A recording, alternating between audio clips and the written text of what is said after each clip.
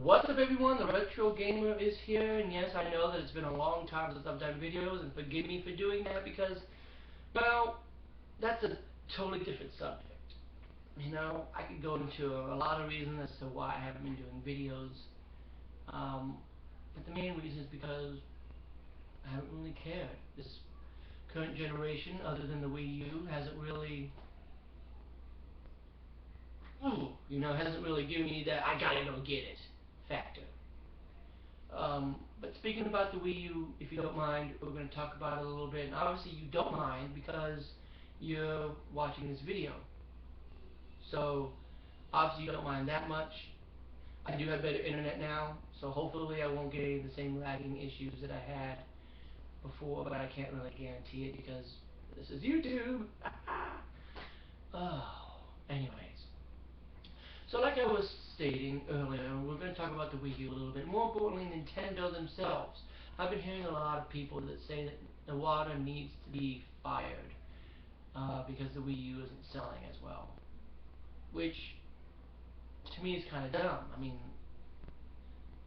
the Xbox One isn't selling up to par with, I'm sure, what they expected, especially not as well as, say, compared to the PlayStation 4. So let's go ahead and start firing people there too. Oh, and the Vita. The Vita isn't selling nearly as well as the 3DS. So let's go ahead and fire people at Sony too, right? The whole idea that we need to start firing people just because something doesn't sell up to par is ridiculous. Now I know that Nintendo isn't making nearly as much money. In fact, they're actually reporting a loss over the projected numbers. So I get it. Nintendo's made a ton of mistakes. I'm not here to white knight them.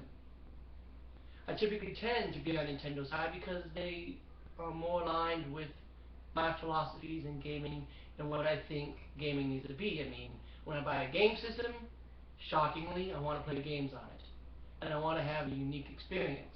So, giving me the same controller that you've had since the PlayStation 1,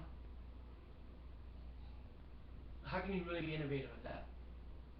And really, being the exact same controller as the 360, how would you expect me to go and play the Xbox One and be innovative? I don't know.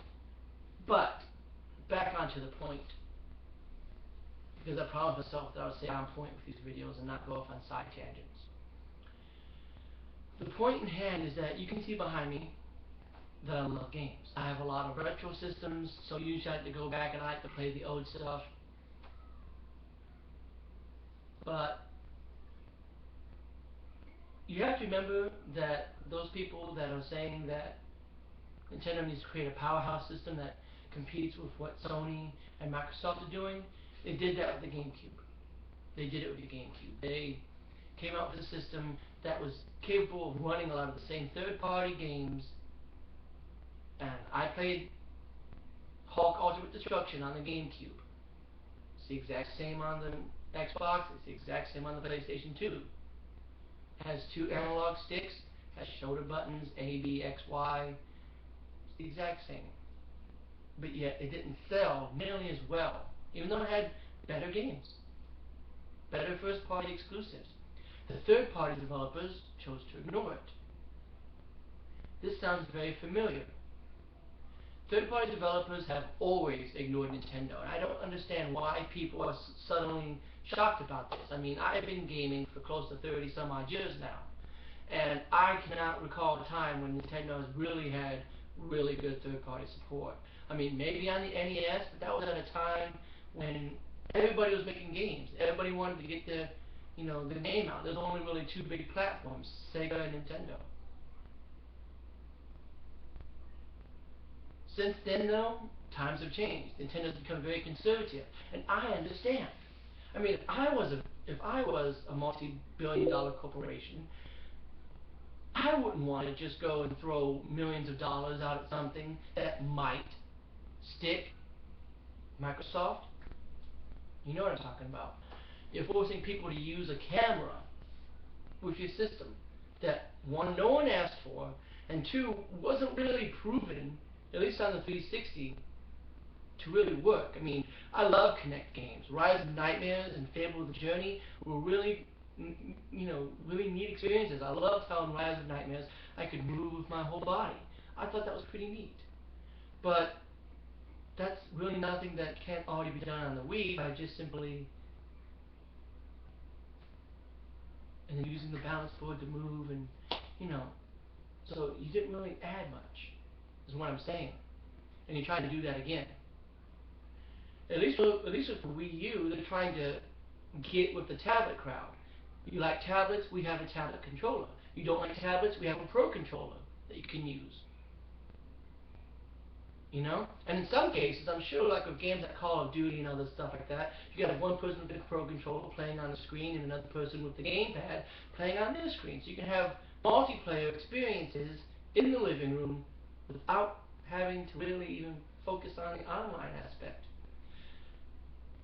But getting back, I don't think that that's going to change anything. I mean, Nintendo is a conservative company. They didn't come out with high definition until the Wii U because, let's face it, it was in its infancy when it came out, and Sony and Microsoft are kind of forcing it. That's just like saying, well, there's no guarantee the Blu-ray would have stuck, and if Blu-ray didn't take off, Sony probably would have lost a lot of money, because then every single PS3 would have been worthless. But now that Blu-ray is the norm, the Xbox One's using it, the PS4 is using it, and the Wii U is using Blu-ray.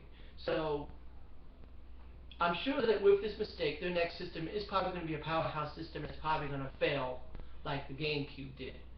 I don't really see this. Nintendo isn't really about that. And so I don't think that changing management is going to really solve anything.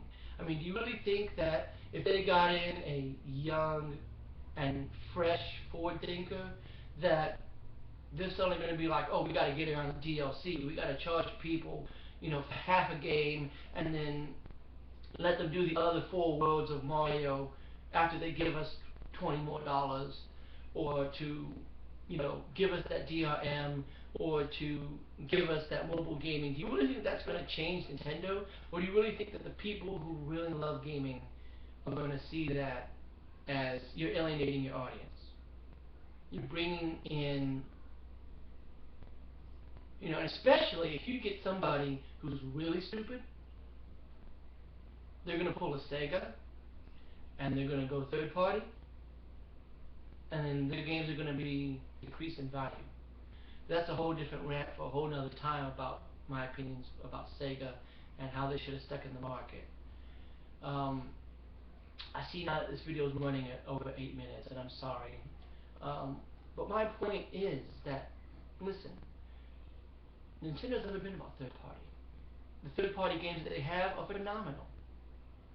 But they have this unique relationship with the developers. Platinum Games wants to be solely Nintendo. They want to be bought by Nintendo because they're that good of a developer. They don't want to deal with anybody else. You've had people from Rare who jumped ship when it was bought by Microsoft and went to Retro Studios, which is owned by Nintendo. They went from a company that was owned by Nintendo and left and go to a company that was owned by Nintendo. Do you really think that's because Nintendo is that bad of a company? That's all I'm really getting at. And I think that if they did that, they switched managers, they'd start becoming more of a corporation, they'd become a conglomerate that's more worried about the bottom line, and so we got to cut costs on these games, we got to get them out as soon as possible. Who cares if they're glitchy, who cares if they're buggy, who cares if we have to charge DLC for something that should have been in the game to begin with? Who gives a crap about that Master Sword? Let's have people pay $10 extra to get it because we don't have the time to spend 6 extra months to program it in. Now we can make $1 off. Let's go ahead and get these games released for mobile, even though that's what the virtual console is there for, to give us the older games on a portable system. That's what it's there for.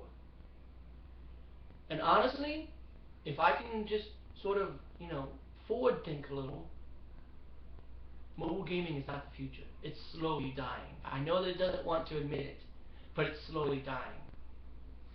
And if you don't believe that it's slowly dying, think about this for a second. Why are companies like Google focusing more on getting their stuff on a system, like an Ouya? Why are they more focused on releasing these game systems so they can experience them with an actual controller and on a big screen?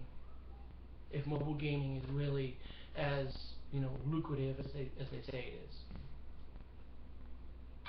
But you got companies like EA that are just releasing very bad games on portable market. Oh. But that's my thought on it. I don't think that Nintendo should change management. I don't think it's going to change anything. Even if they do elect a new president, I don't think it's going to do anything. But that's my thought, guys. Make sure that you share your thoughts as always.